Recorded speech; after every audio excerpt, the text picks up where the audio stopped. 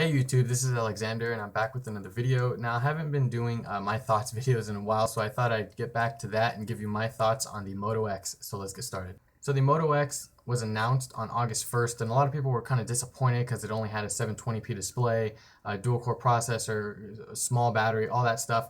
But I would have to say that I actually wasn't disappointed. I saw the device and it looked really nice. I really like the fact that you can customize the colors, the back, the front. Hopefully more colors come to the front, so we can add to the black and white. You can customize the power lock, camera ring, all sorts of stuff. You can do a lot of customization with it, and I believe they said there were over 2,000 customizations, so you really can make the phone yours. Now back to the specs. Although it only has a 720p display and a dual core processor, that stuff doesn't really bother me.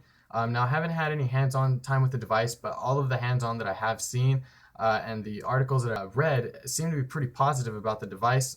Now there are, of course, the people who will, bag on it for not having the best and latest and greatest spec. But I feel like this is a step in the right direction that maybe OEMs can start to take, is optimizing that hardware with the software. And what I mean by that is the Moto X is a relatively small device, which I feel like more people want a smaller device rather than a huge device with all this stuff inside, especially that battery, which is going to add to the bulk of the device and make the device better optimized for that hardware. So the 22 milliamp hour battery is going to be fine as long as the software is really optimized to make very efficient use of that battery.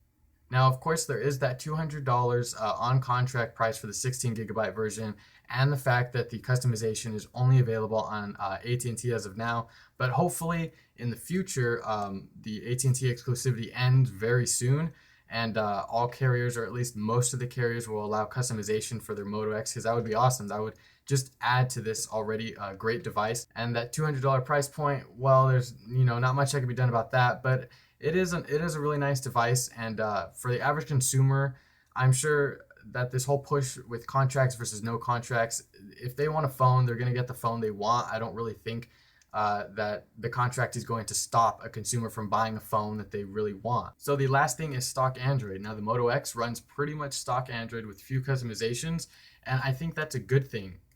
Imagine if they sold a bunch of these Moto X's and people knew that they could customize it and they didn't mind the skin. It was really nice. That really helps stock Android to get out there and be in the consumer eye, because right now it's mainly whatever LG has. It's mainly TouchWiz and Sense 5. So I feel like if the Moto X sells well along with the stock Android experience, people are going to get a feel and a taste for stock Android and how it works. And I think that's a good thing for stock Android, to try to get out there to the masses. So that's going to go ahead and wrap up this edition of my thoughts. I hope you enjoyed it. If you did, hit that like button and subscribe down there for more. And leave a comment. Let me know what you guys like or dislike about the Moto X. I'll see you in the next one. Peace.